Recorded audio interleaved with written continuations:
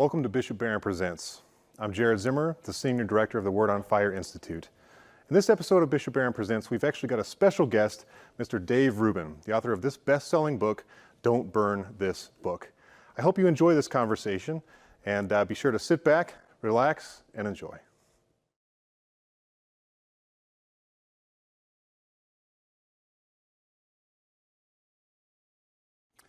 All right, well, I'm really excited to have this conversation, and of course we're talking about Dave's new book, Don't Burn This Book. And Dave, I thought maybe to get started, it'd be really important to kind of define, in this book you talk about classical liberalism compared to kind of a modern idea of liberalism.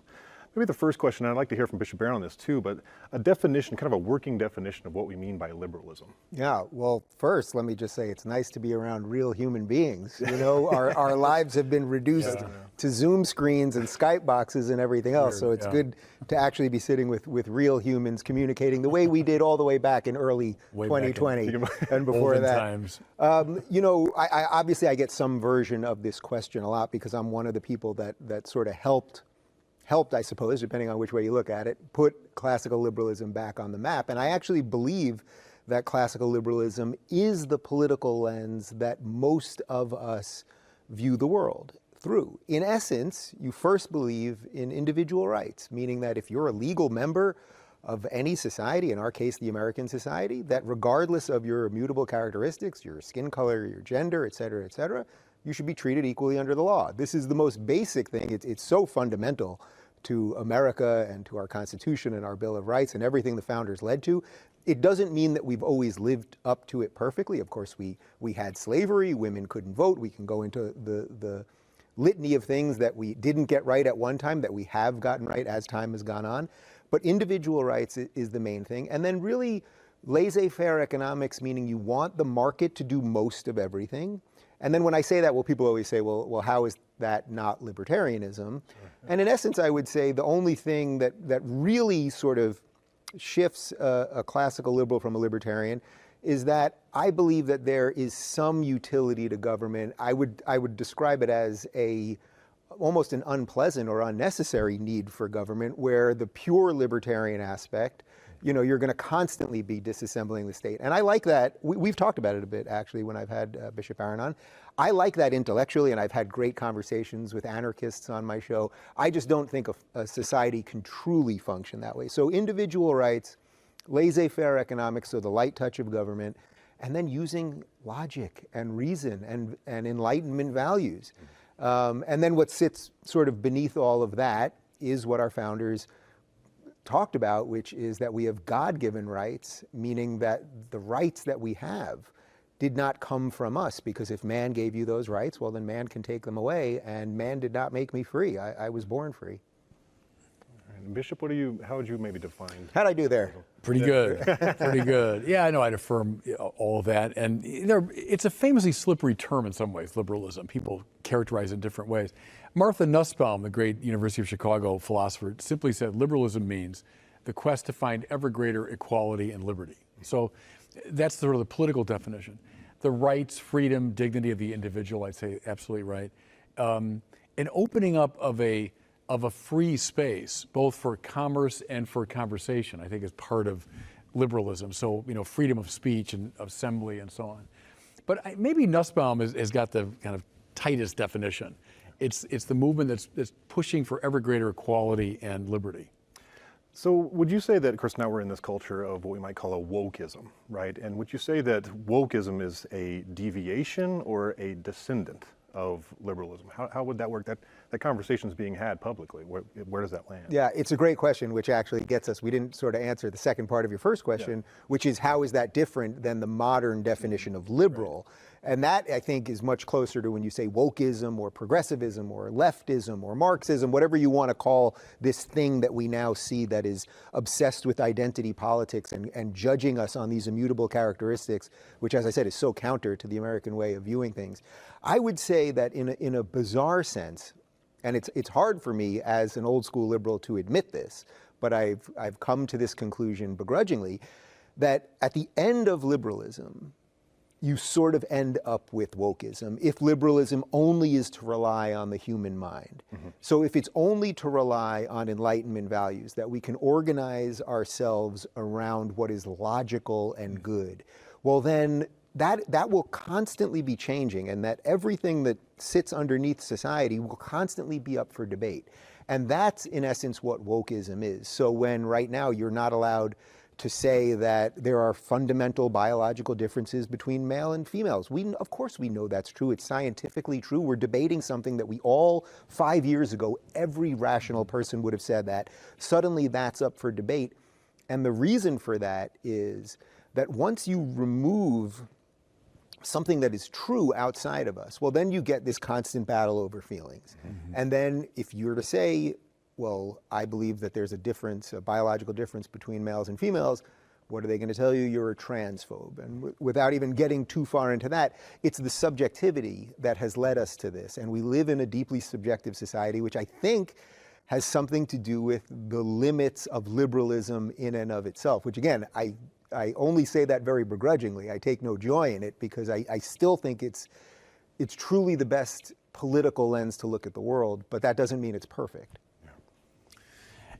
Put my philosopher's hat on for a second. I mean, behind the classical liberal view, you've got people like Locke and Hume and Thomas Jefferson and John Stuart Mill. Behind wokeism, it seems to me you've got Marx and Nietzsche and Michel Foucault. So it's a very different philosophical framework. And I think, yes, a big part of that is relativism in regard to both intellectual value and moral value.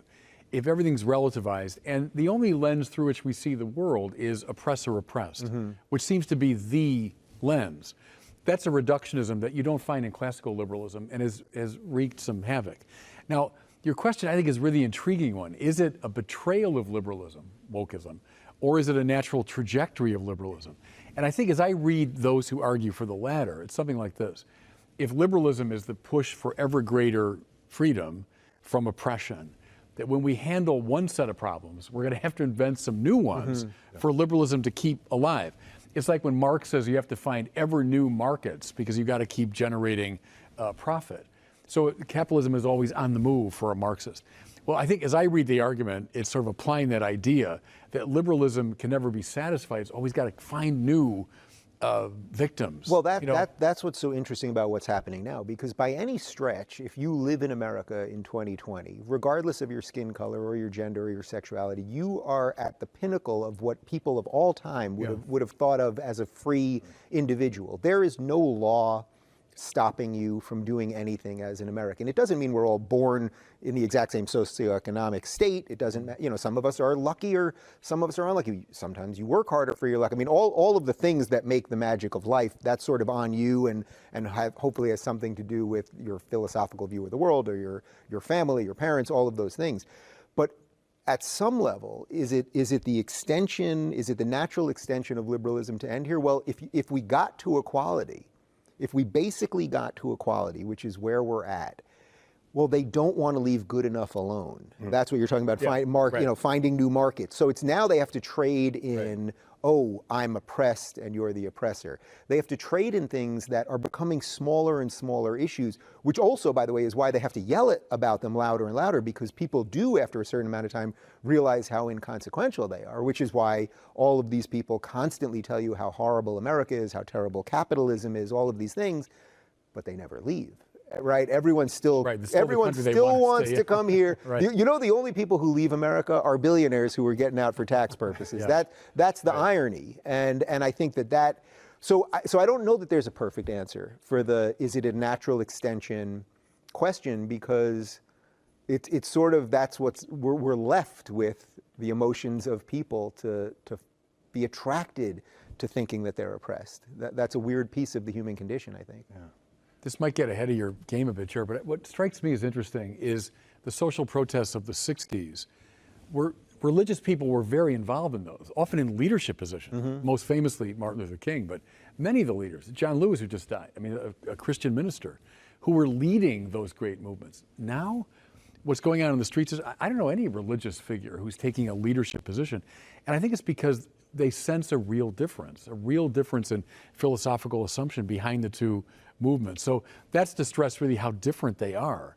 And they're different, I do think, in relation to religion, which maybe we'll get to, but I think that's a way of naming the demarcation. Do you think that maybe perhaps the trajectory, there's two aspects that I'm hearing here in regard to classical liberalism. There's equality and freedom. Those two things kind of seem to be some benchmarks there.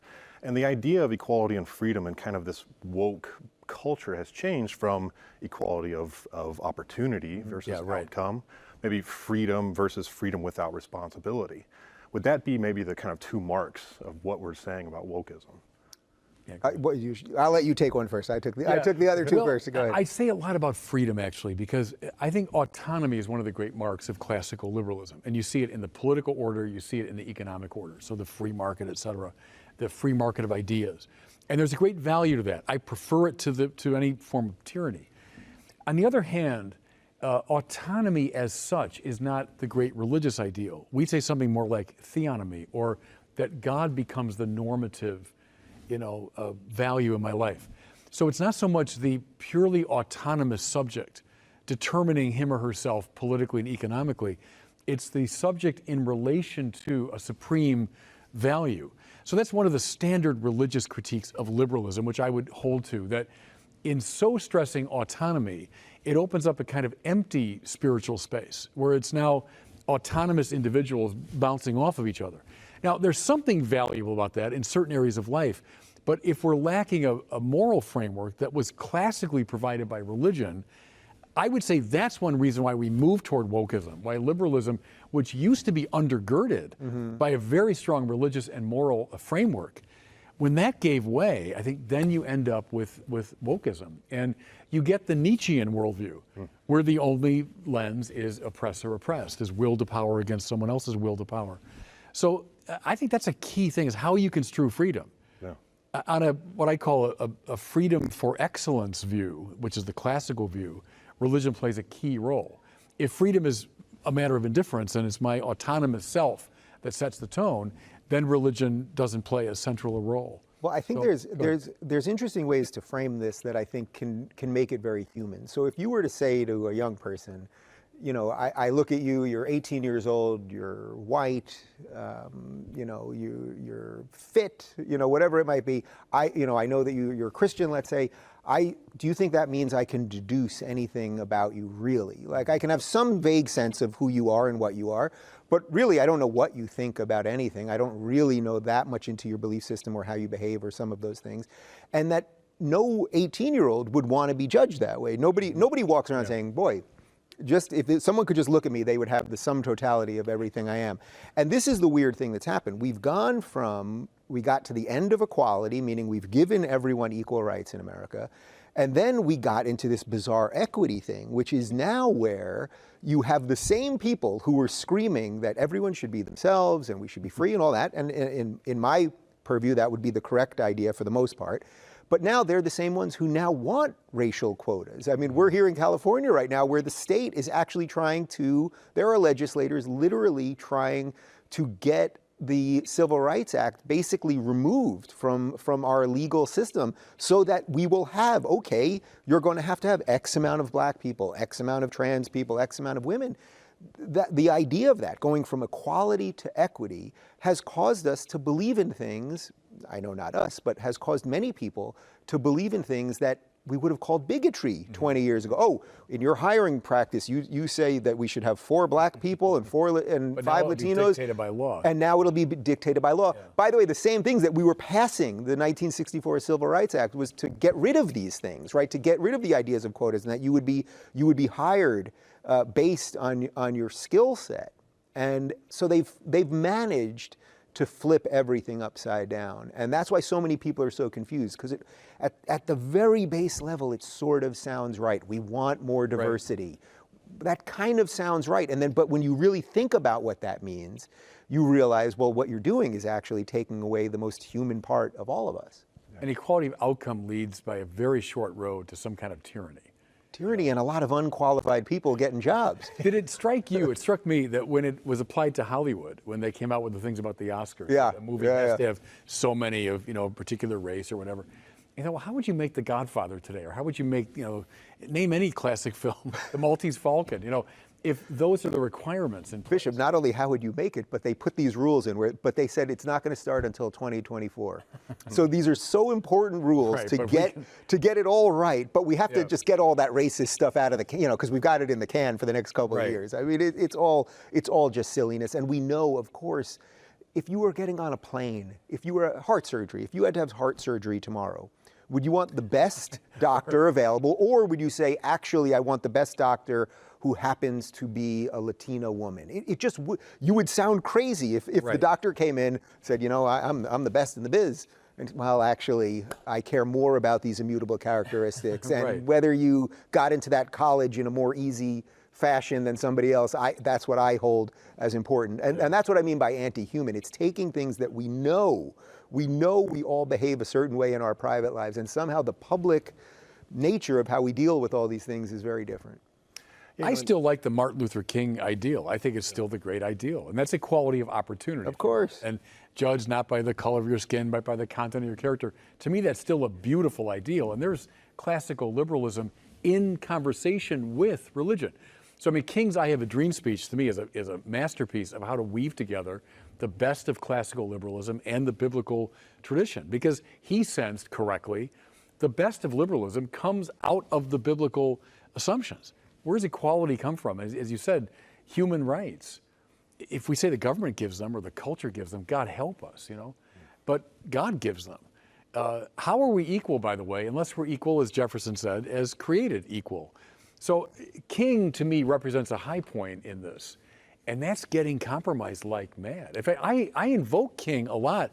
I get attacked by the woke people as I'm invoking the greatest hero of American civil rights. Well, that's why the people that are tearing down the monuments and tearing down the statues, whether they realize it or not, they're pawns in a much bigger game, but they will one day come for Martin Luther King statues as well, because what you just laid out there, that he did not want his children to be judged by the color of their skin, but by the content of their character, that's actually the reverse of wokeism. Yeah, right. So for all the people that think, oh, you can give these guys an inch, and okay, let them take down Robert E. Lee statues. I'm not even making a commentary on Robert E. Lee for the moment, but they take down statues of George Washington too now, and everything else. They take down statues of Abraham Lincoln. He freed the slaves.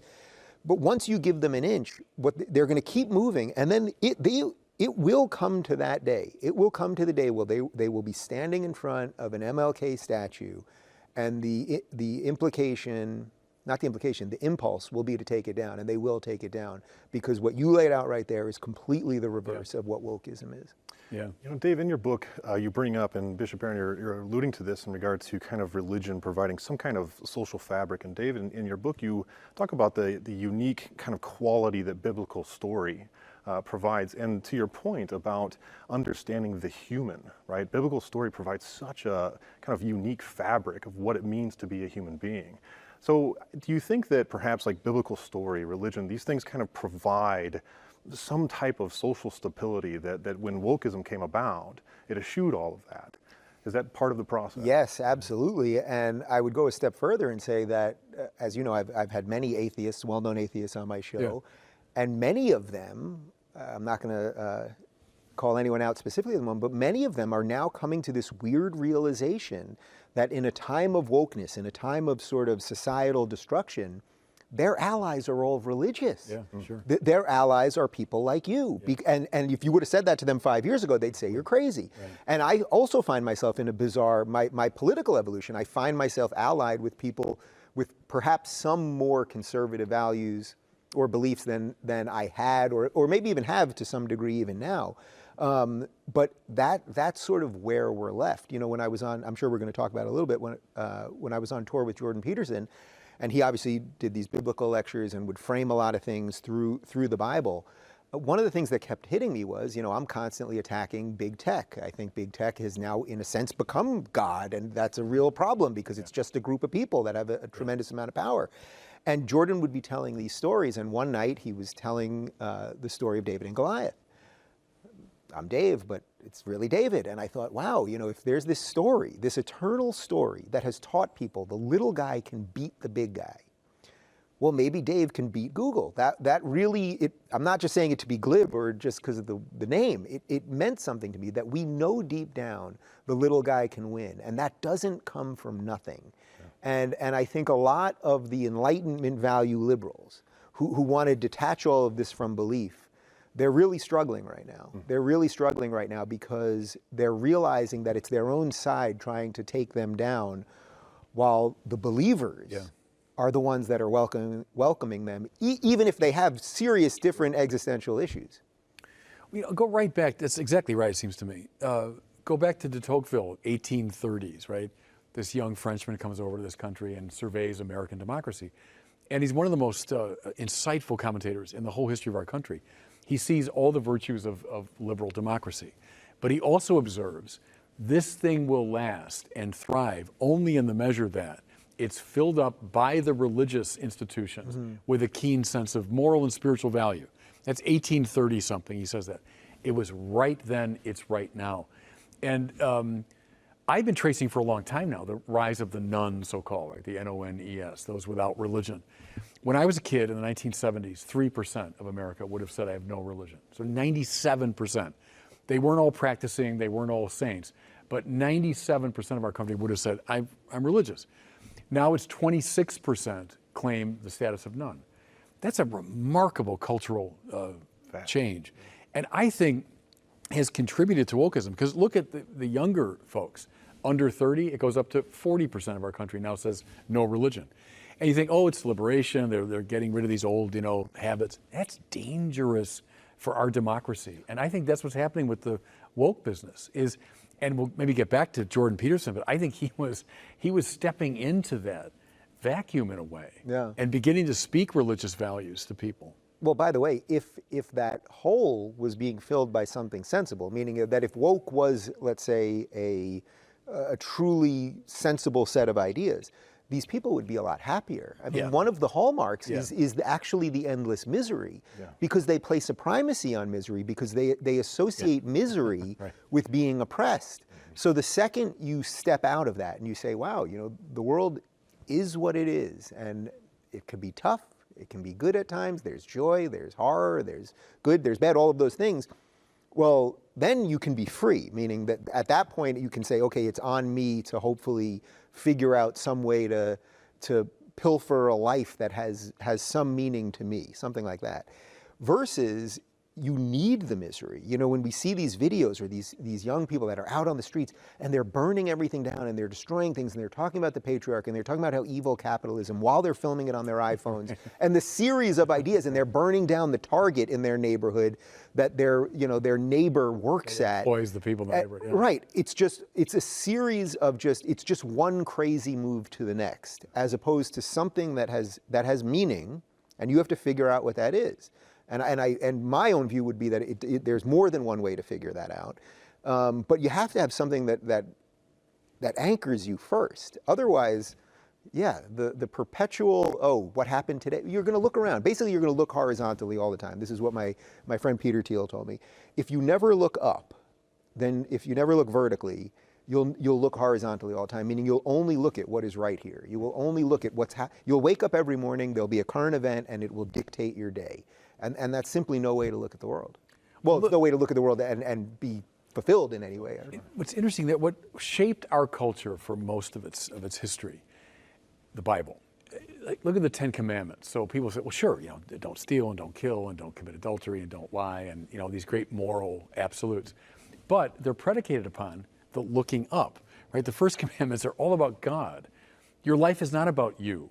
It's not simply your autonomous self that matters. It's that you honor one God. There's no gods besides me. The president's not God, the country's not God, the culture's not God, the military isn't God. Nothing is God except God.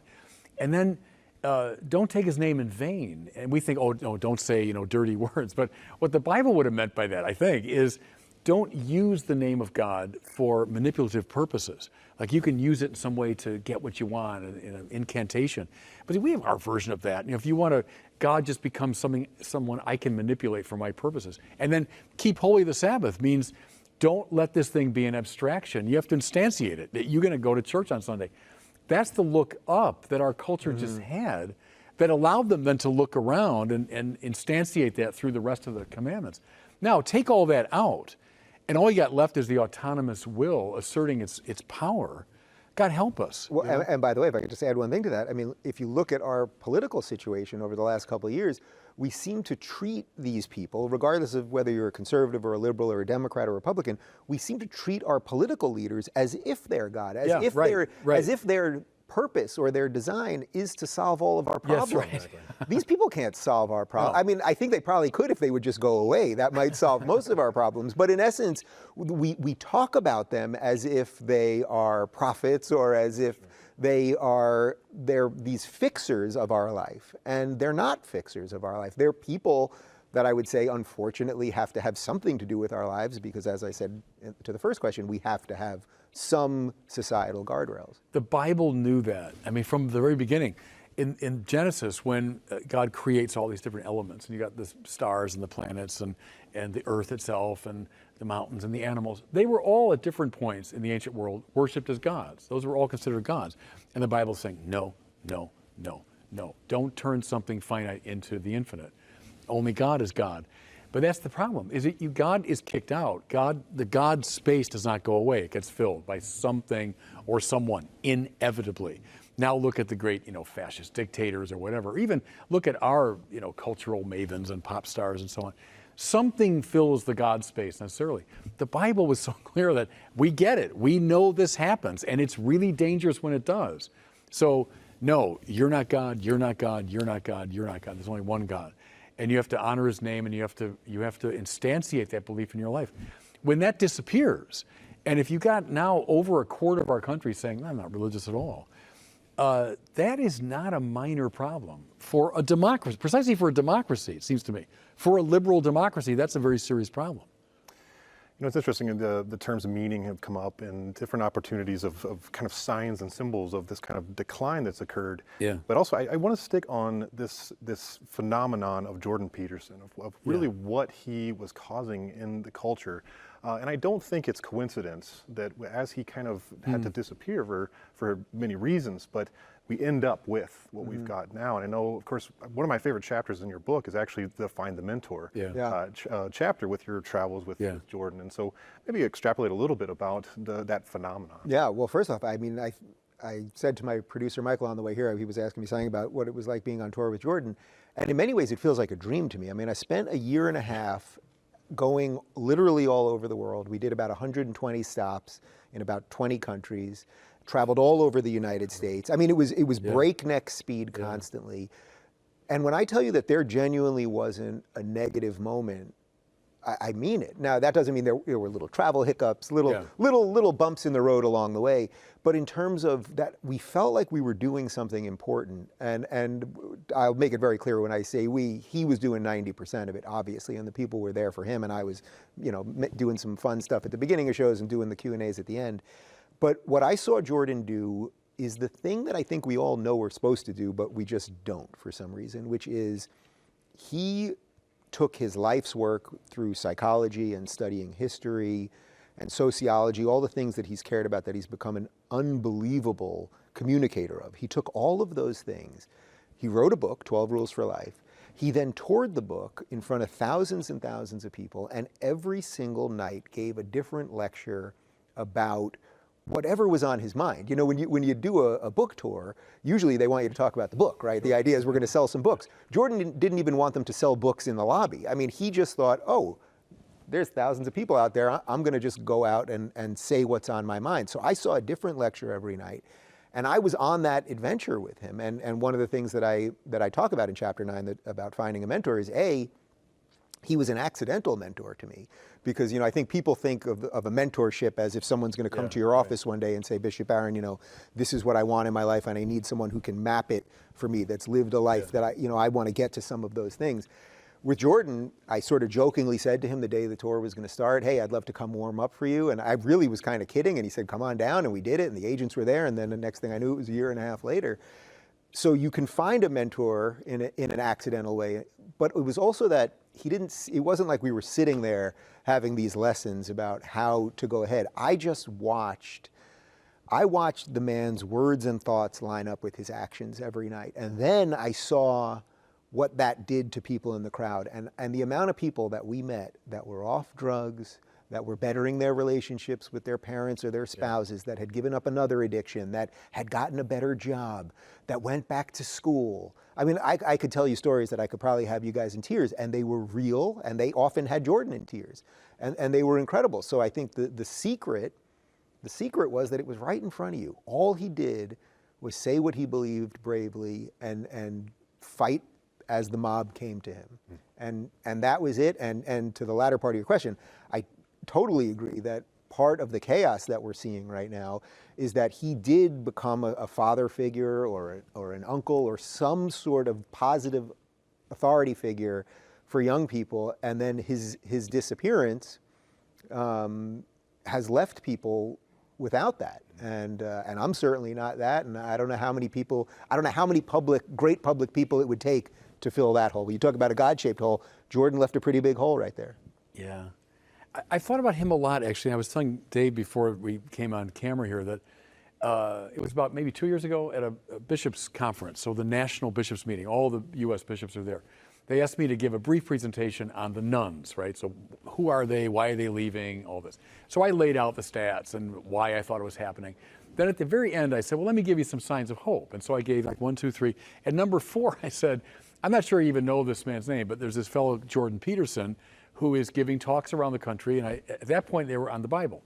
And I said, he's this psychology professor from Toronto. He's a massive presence online. And he gives serious lectures on the Bible. He's attracting thousands to his live shows and millions by online.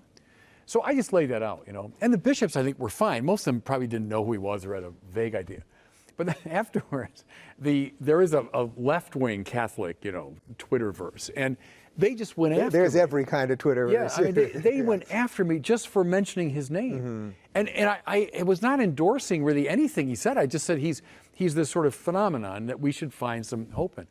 But that's one issue that the Catholic left. But what I find really fascinating is just that. Here's our book. I'm saying our now in a proprietary way, you know, as a bishop of the church. Here's the Bible. Here's the Bible. People have been leaving our churches in droves. We've obviously not been proclaiming this Bible in a way that a lot of young people are finding compelling. Yet here comes Jordan Peterson, who's speaking from the same book. And what he's doing, I would say, is what the church fathers did when they talked about the moral meaning of the Bible. So I don't want to bore you with all the details, but there are different levels of interpretation, one of which is the moral. So the Bible stories teach us how to live. And I think Jordan Peterson was doing exactly that.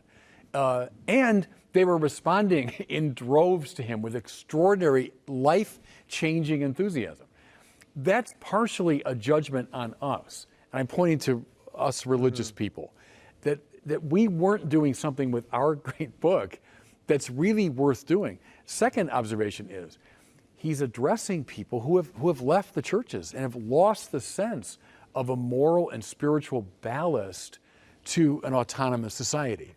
If all you're left with is autonomy, then you're in a very flat space.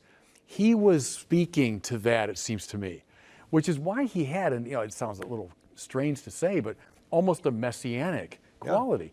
Well, I'm not entirely surprised by that, even though in many ways an unlikely candidate. I mean, he's not like a flashy, hey, look at me sort of speaker at all. But yet he did have that extraordinary impact on young people. It's a judgment on us. It's also a sign, I do think, of hope, you know, that when you speak spiritual truth into that space, people will respond. Well, not only will they respond positively, obviously, by the thousands of people that bought, literally millions of people. I mean, I think over 6 million copies of the book were sold, but then the thousands of people that showed up. But then you're also going to get, in many ways, an equal or more severe backlash, which he got too, because of course, if you're going to tell the truth, you're going to get a lot of backlash. I'll tell you one very brief story about being on the road with Jordan, because it got cut from the book, and it truly moved me in an incredible way. We were in Dublin, and this is in the midst of bouncing around Europe, where there were just, you know, night after night, different country, and he's doing all the press, and yet still, as I told you right before we started, just never didn't give 100% on any given night. And it was a long day in Dublin. We had a great show, but we had just got in that day, traveled, the whole thing. He did the meet and greet. I mean, it's a grueling, intellectually and mentally and physically, it's tiring. As you guys know, when you do these theater shows, as the performer, you usually can't walk out the main entrance because there's a lot of people waiting. So there's usually a side entrance. That's a little insider trick for people that are trying to meet people after the show. We walk out of the show. It's probably 1 a.m. and we're in this little dark alley. And about 20 feet away, there's two men and they're hugging. And they start walking towards us. And one of them's probably about 60 years old. One of them's about 25 years old. And they're both sobbing, absolutely sobbing. They come up to us, and it's me and Jordan and the tour manager. And the older one says, this is my son, and we've been estranged for 5 years. We have not seen each other for 5 years. By coincidence, not coincidence, but they both came to the show because they had read the book and were getting their lives together, saw each other in the audience, and their hugging after that was them making amends with each other. And they told us the story as they were crying. Jordan began to tear up. I began to tear up. The tour manager began to tear up.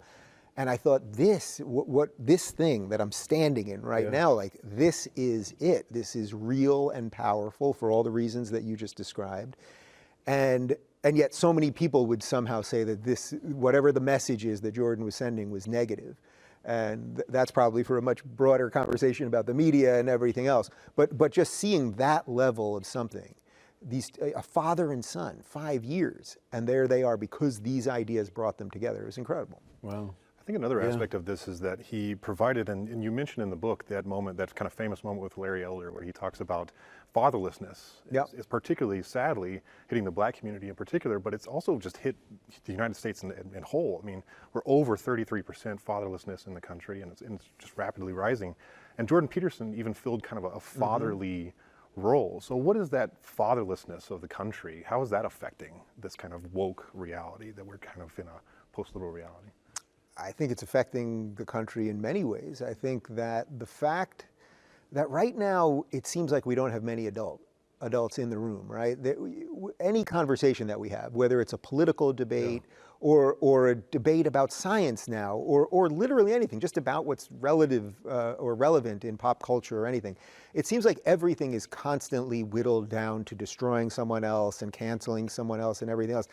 So when we talk about missing a father, well, of course, there's the family element, and that's what Larry Elder and I discussed so intensely in that fateful interview. But I think at a broader sense, at a societal level, there aren't many people that you can look up to, many people that exist in the public sphere, where I think we did have that for a long time, and we don't have it anymore. Even, I mean, I can give you just like a very simple, and this isn't even quite the right example, but if you were to think back to Johnny Carson Tonight Show, regardless of whether you like Johnny Carson or not, most people kind of liked him. He was sort of apolitical. He was just thought of this nice man at the end of the day that could kind of calm everybody down and make a joke about himself. And then because it was before the internet, you know, millions and millions and millions of people could watch this.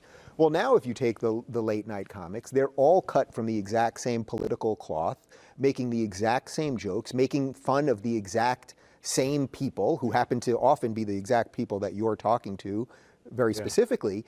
And it's like, well, we've lost that. The way I would relate that to the father part is we've lost something. Nothing really feels wise in society anymore. Jordan felt wise. And I think people actually do want that. They want to feel that, oh, that's a person that I could be like. And how many of those people exist in the public realm right now? Very, very few.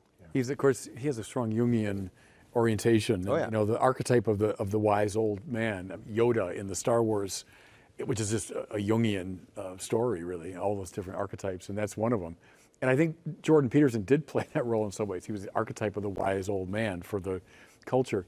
To your question, Jared, you know, one of the clearest indicators by all statistical studies of disaffiliation is when the father stops going to church. At the risk of sounding sexist, not that mom's involvement isn't important, but statistically, again and again, when dad believes and goes to church, the kids follow. When dad doesn't go to church and doesn't believe, the kids follow. So make of that what you want, but I think it's certainly true.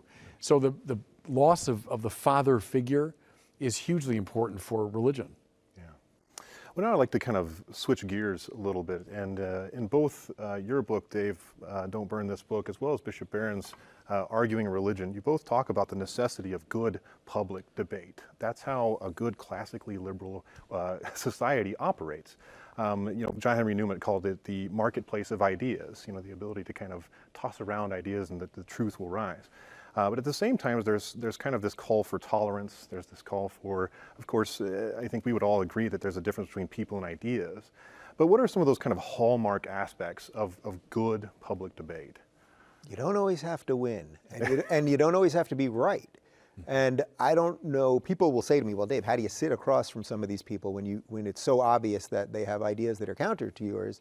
And I think, well, I think partly it's nature versus nurture. I think my general disposition of birth is that I'm wired a little cooler. Some people run really hot, some people run really cool, right? And that can be judged accordingly. I think that's partly.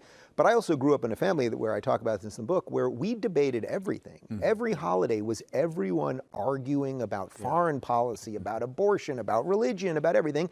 And then, quite literally, it happened every time, dessert would be served, and then everyone just put it aside. That isn't to say we didn't have family issues about inner personal family stuff, but in terms of the public stuff, it was like, let's have that fight and let it go. I didn't even really realize until I was writing the book that had that imprint on me, because when you're writing a book, this, you have to really, well, why do I really think about this? It's not just some intellectual exercise, it's really, it's personal and it's real. So I think that is part of it, that we have to learn that we don't always have to win. But I think another part of it is, and I hit this also in the book, is that when I was a lefty, one of the things that I started realizing was so wrong with modern leftism is that everyone who disagreed with them was a homophobe and a racist and a bigot and the rest of it and a Nazi. And what I started realizing was that, beyond the absurdity of it, right, to call people in America in 2020 Nazis, I mean, it's so patently absurd. But it wasn't what you were doing to those people, it was what you were doing to yourself.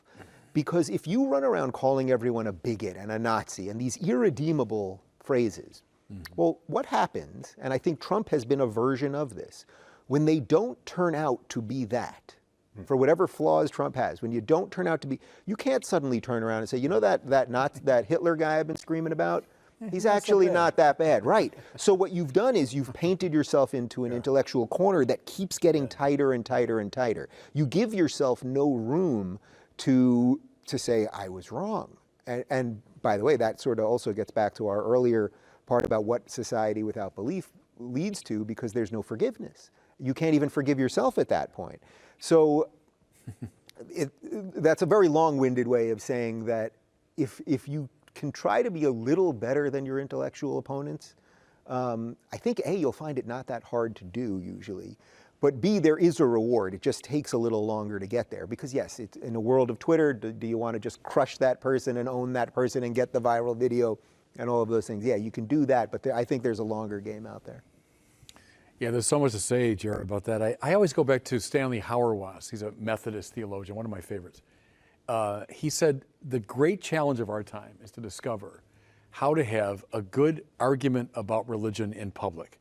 And his point was, we have these two, the binary option, either tyrannical imposition of one's views or bland toleration of everything. And in between those two, there's this lovely space called the space of argument. I'm not trying to impose something on you aggressively. I'm not taking advantage of my power and all that. Nor am I just saying, oh, well, I have this, you have that, let's tolerate each other. I'm trying to propose something to you that I think is true and that I think you'll benefit from hearing. That's called the space of argument. But see, people don't even know how to have an argument anymore, because what you said, they simply conflate ideas and persons. So if you have an idea that I don't share, you're a terrible person, I hate you, and I want to cancel you. As opposed to, no, why don't we discuss it? Which means pay attention.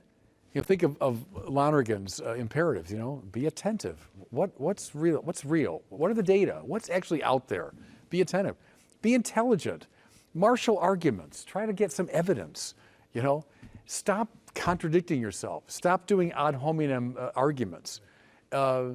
Be reasonable. Draw conclusions. I mean, it's not that complicated. But we've almost forgotten the art of having an argument. I can tell you on YouTube and Twitter and all that, no one ever argues. They don't know how to argue anymore. And I love argument. People say, oh, to argue is so negative. It's not negative at all. It's a path of peace. That's the whole point. Well, look, you can either argue verbally or it ends up violent. I mean, yeah, right. It's a way of holding off violence. Yeah. And my hero, St. Thomas Aquinas, Middle Ages, in dialogue with, literally in dialogue with people that would come to his, they call them disputed questions, where people would ask a question from the crowd and you'd have to answer it, you know. But in his writings, in dialogue with Jewish rabbis and Islamic scholars and with pagan scientists and with Christian heretics, and Thomas talked to everybody, raised a whole range of questions, entertained the objections seriously. In fact, it was in one of those Jordan Peterson, Sam Harris debates that I first heard the term steel man. I'd never heard that before. I mean, straw man. Yeah. But that's a really good exercise. Steel man your opponent's argument. Well, Aquinas does that naturally. When he lays out the objections to his own position, he does it in a really respectful and substantive way. That's a great art to develop. Steel man your opponent's argument. I hope you enjoyed this conversation. Now remember, this is only a portion of a larger conversation, and in order to get the rest, you have to join the Word on Fire Institute and become a member. So all you've got to do is visit wordonfire.institute, and you can sign up, join us, and we hope to see you inside. God bless.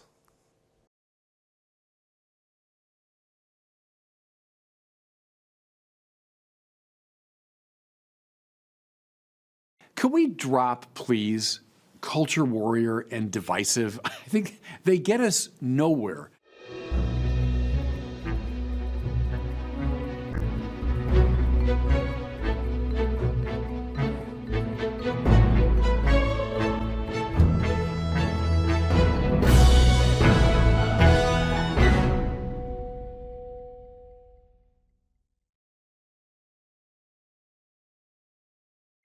There are two terms I want to talk about that I think are both extremely dysfunctional and get us nowhere, but boy, are they popular in the commentariat. The first one is culture warrior, and the second one is divisive. Now, culture warrior, I think, is especially a stupid and unilluminating term, and here's why. It's used almost exclusively by people on the left to excoriate people on the right. So if you're on the right and you're opposed to abortion on demand, you're opposed to gay marriage, you're in support of religious liberty, that sort of thing, well, then you're excoriated as a culture warrior. You're a, you know, rock'em sock'em over and against kind of person. Well, I always smile when I read that because, I mean, the left, are you kidding? The left is just as much a culture warrior as the right. I mean, the left stands in favor of certain things in the culture, but the left is, gosh, radically against, you know, racism, against xenophobia, against homophobia, against environmental pollution. The left stands in a warlike attitude against all sorts of things in the culture.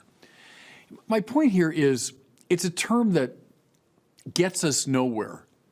It doesn't advance the argument in any way. It's simply a way of branding your opponent as a bad guy and signaling, I guess, your own virtue that, oh, you stand above the fray. You're not a warrior. You're a person of peace.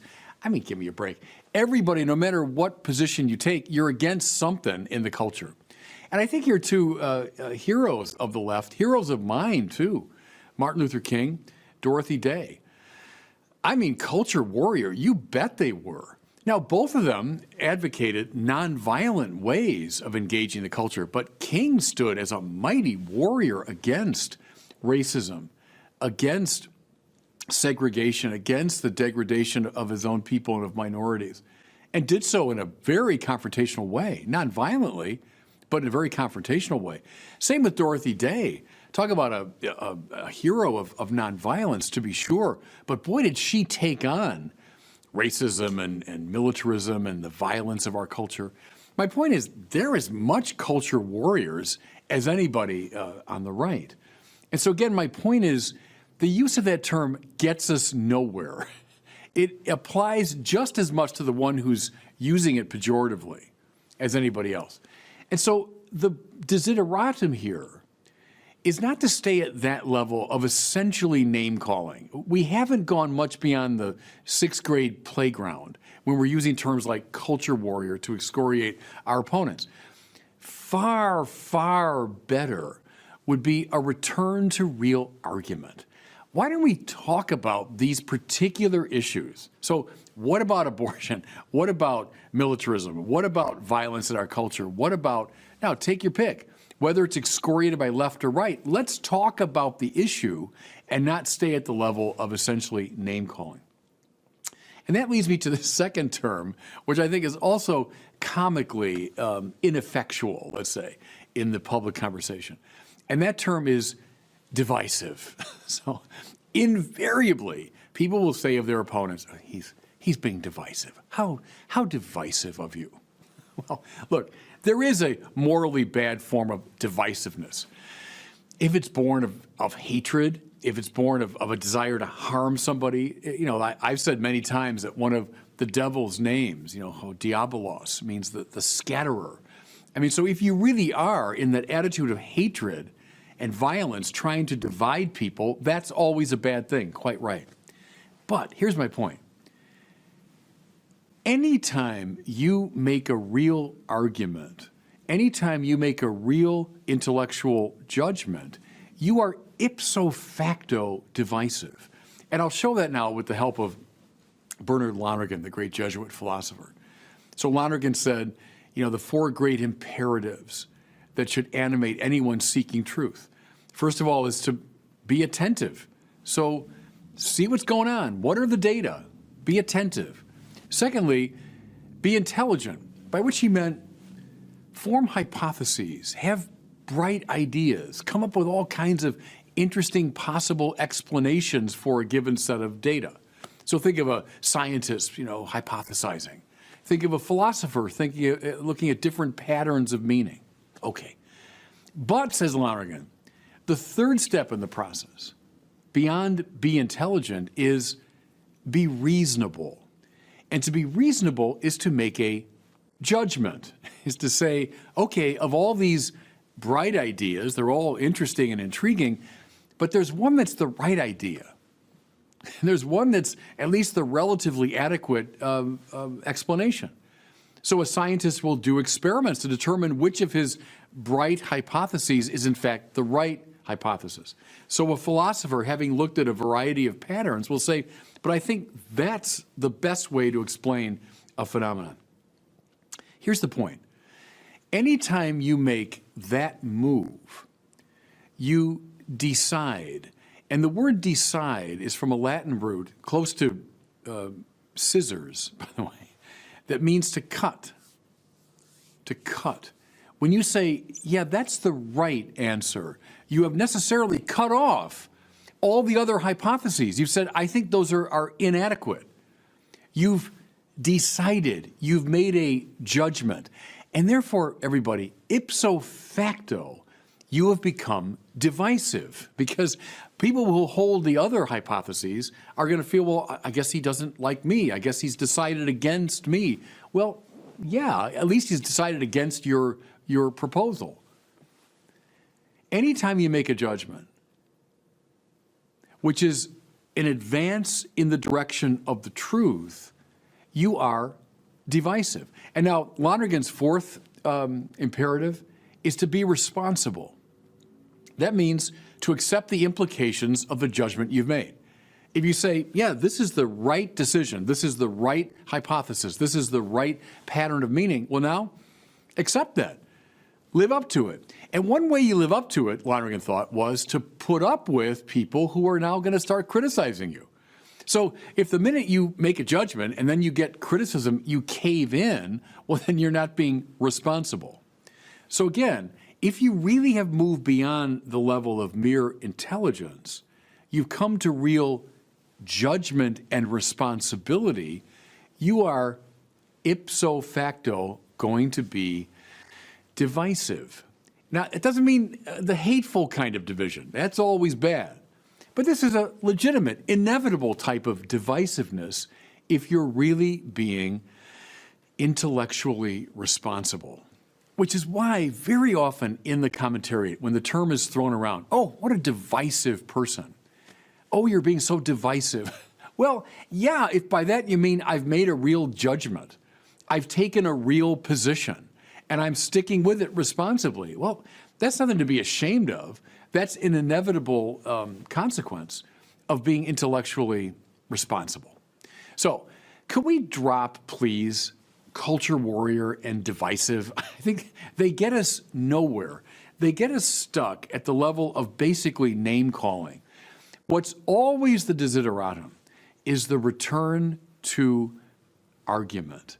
The return to argument. Make your case. Make your judgment. Try to convince your opponent. But getting stuck at this level of essentially name calling, it's a waste of time. Thanks so much. Peace be with you. Friends, we come to this first Sunday of Advent, to the liturgical new year. And, I've said this before, but Advent's a time to get back to basics. Like a athlete returning, to the basic training. Some of the most fundamental truths of our faith are on display in these readings. And so once again, it's good for us to enter into that space. Can I suggest to you, we start with that familiar Advent hymn. We're going to be singing it now for the next 4 weeks all over the Catholic world. It's an ancient hymn, by the way. O come, Emmanuel, and ransom captive Israel that mourns in lonely exile here until the Son of God appear.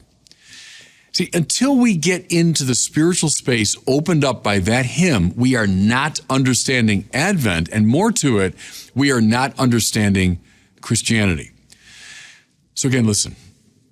O come, Emmanuel. It's a cri de coeur, as the French say, right? It's this cry of the heart, asking Emmanuel, God with us, to come. You see the clear implication is that whatever problem we have here, it's not one that we can solve. We're beggars. We're asking Emmanuel, come, and do what? And ransom captive Israel. Now, people being captured and held for ransom, that was a common experience in the biblical world. People would travel sometimes long distances, and there'd be thieves and robbers and kidnappers who would take them to their distant country and hold them for ransom. Now imagine that situation before, communication and all of that. You've been captured, you've been taken to a distant land, and now you're being in chains, you're held captive. What can you do to save yourself? Nothing, except to cry out, come, someone to save me. Maybe they've sent a message way back to your city or your country asking for ransom. All you can do is beg and hope. Captive Israel that mourns in lonely exile here. See, think of someone held for ransom. They're exiled. This very exactly describes the spiritual space we are all in. You want to know what the enemy of Christianity is? It's the view that, yeah, I've got problems, sure, but I can solve them, with enough psychological insight, with enough virtuous practice, with enough social reform, if we just straighten out the political situation, make the economy better, whatever it is, I can save myself from my dilemma. That's an ancient heresy called Pelagianism, by the way. And like most ancient heresies, Gnosticism comes to mind, which is massively on display today. Pelagianism is alive and well. Everyone admits they got problems. I don't know anyone who thinks he or she is living in complete utopia. But a lot of people up and down the ages, till the present day, think, I can solve it. I can deal with this myself somehow. That view, and St. Augustine saw this, it was one of his signal accomplishments. That view is the enemy of a salvation religion like Christianity. The assumption behind Christianity is the dilemma that we're in, the problem we're in, is not one that we can solve. Rather, we need grace. We need a power to come from outside of our dysfunction to set it right. You know, Kierkegaard, the great Protestant philosopher, got this right when he said, Christians don't look for a teacher. You know, all kinds of people look for a teacher. Oh, a teacher that will teach me some great spiritual truths, will straighten me out psychologically, and then I'll be okay. No. Christians don't look for a teacher primarily. They look for a savior. They look for a savior. Oh, come, Emmanuel, and ransom captive Israel. I can't save myself or ransom myself. Now, can I suggest to you, ransom and all that is the image the Bible uses. But I think one that we can get our minds around very easily is addiction. Many of us are familiar with the phenomenon of addiction. When you're addicted to, whether it's alcohol or it's to drugs or it's to sex or pornography or to power, think of all forms of sin are really forms of addiction. When you're caught in addiction, what can't you do? You can't save yourself from it, right? Think of the 12-step programs. Many listening to me have been through those or know someone who has. The key move in all the 12-step programs is to admit your powerlessness and to turn your life over to a higher power. Right. That's born of Christianity, everybody. That insight. That's born of Christianity. That's an anti-Pelagian insight. If you say, look, I'm powerless over this addiction, and the more I try through my own efforts to make it right, the worse I'm going to make it. No, oh come, Emmanuel, turn your life over to a higher power. Only in that way are you going to be saved. Can I share another image with you? And I just, a few weeks ago, as I record these words, I was at a conference and Father Mike Schmitz was speaking as well. And he used this image I thought was really good. It's to this point. He said, imagine a young kid growing up in a family that's like deeply dysfunctional. You know, there's this argument and there's depression and it's just an unhappy environment. But the kid notices across the street, there's a family. Mom and dad are there. There's laughter coming from the house and on the front yard that the kids are playing sports with each other and with their parents. In the midst of his deep unhappiness, he looks across the street to this very happy family and longs that he might be part of that family. Well, then one fine day, the father knocks on the door of this kid's house. He opens the door and there's the father of this beautiful family who says, do you want to come live with us? That's an image, if you want, for what redemption or salvation is like. See, we human beings are in a dysfunctional family. This is exactly what the doctrine of original sin teaches, by the way. Sin affects all of us like a poisonous atmosphere. So there's the particular sins that we commit, that's true. But see, original sin names this environment of sin that's been there from the beginning of the human race and that conditions us, infects our minds and our wills and yes, even our bodies, willy-nilly. But we're not in control of that. It's like we're born into this dysfunctional family. Oh, come, Emmanuel, and ransom captive Israel. I can't ethically operate my way out of a dysfunctional family. No, someone's got to come. Some grace has to come from without and invite me to share a higher and a better life. See, to get this principle, everybody, is to get Christianity. And Advent is the season where we're meant to get in touch with our dysfunction, our deep need for grace. See, only then are we ready for the coming of Christ. See, as long as I can save myself, Well, oh yeah, Jesus, what a great, ethical figure from long ago and a, exemplar of a good life and someone I admire. Well, then Christmas turns rapidly into the silly, superficial foo-foo that we have in our society of Santa Claus and, presents and la-di-da. But see, Christianity, Christmas, is all about a captive people unable to save themselves who are longing for the coming of the Savior. See, until we get into that space, we're not going to get it. Now, let me share a couple things from the readings for this weekend, which are on this point. Here's from the prophet Isaiah, which is our first reading. Behold, he's speaking to the Lord, you were angry and we're sinful. All of us have become like unclean people. All our good deeds are like polluted rags. We have all withered like leaves. Our guilt carries us away like the wind. You say, oh, what a pessimistic view. That's not pessimistic. That is the realistic view of someone who's living inside of a dysfunctional family. And it doesn't mean that there's nothing good at all going on within the human reality. That's not the case. But he knows in his bones he can't save himself.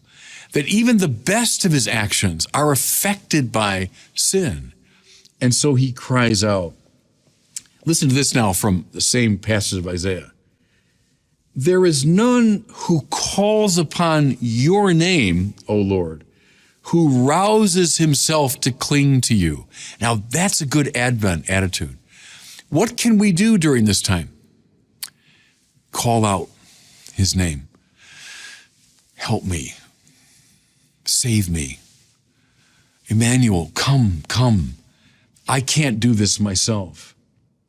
Now, with that in mind, listen to Paul. See, St. Paul got everything I'm talking about today in his bones. It's the heart of his teaching. Listen to Paul as he addresses the Corinthians. Brothers and sisters, grace to you and peace from God our Father and the Lord Jesus Christ. Charis is Paul's word, grace. Christianity is not a religion of karma, not a religion of self-promotion or accomplishment. It's not a Pelagian project. Christianity is a religion of grace. Free gift. See, what Paul is saying is this grace that we need and that we long for has come to us in Christ Jesus our Lord. Open yourself to him. Surrender to him. Accept him. He's the free gift of grace to sinners. He's like that father knocking on the door of the kid in the dysfunctional family and saying, do you want to come live with us? Grace and peace. Listen to Paul now as he unfolds this teaching. I give thanks to my God always on your account for the grace of God bestowed on you in Christ Jesus, that in him you were enriched in every way. It's not the riches of my moral accomplishment. I try to work my way out of dysfunction. It's not going to work. But I've been graced by Christ and thereby enriched in every way. Now, one more quote here to tell you what this looks like and feels like concretely. God is faithful, and by him you were called into fellowship with his Son, Jesus Christ our Lord. So you say, okay, I guess I get it. We're caught in a dysfunctional family. We're in an addiction. We can't save ourselves. We can't lift ourselves out of it. We got to say, come, oh, come, Emmanuel. All right, I get it. And then the claim is that the grace has come. All right, so now what do I do? Here's my answer, everybody. It's based on, 40 some years of studying Christianity and trying to live the Christian life. Here's the answer. Go where he is and stay there. Wait. So I'm messed up. My life's not going well. So the answer isn't like deeper psychological insight. I mean, it's fine. That's fine if you can get it. The answer isn't greater moral accomplishment. I mean, that's fine. And we can get there. The answer is Go where he is. Accept him. Listen again. Move into fellowship with his son. Okay, now we're in a Christian space. The grace of Christ has come. The word's gone out. Enter into that space. And you're going to find, listen to me now, you're going to find your whole life now transformed. Not through your efforts, but by your fellowship with him. May that same mind be in you that was in Christ Jesus, Paul says. He also says, it's no longer I who live, it's Christ who lives in me. Go where he is and stay with him. And you will find now your whole life revolutionized. You will begin to burn with that same fire that's in him. That's called the fire of the Holy Spirit, by the way. What's Advent?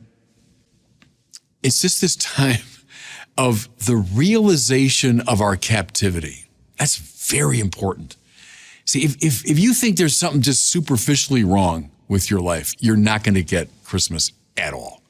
It'll become la-la, foo-foo. You have to get in touch with your dysfunction and your incapacity to save yourself. And then from the depth of your being, you can say, come, come, Emmanuel, and ransom captive Israel. Fall in love with Christ, stay in love with Christ, find fellowship with him.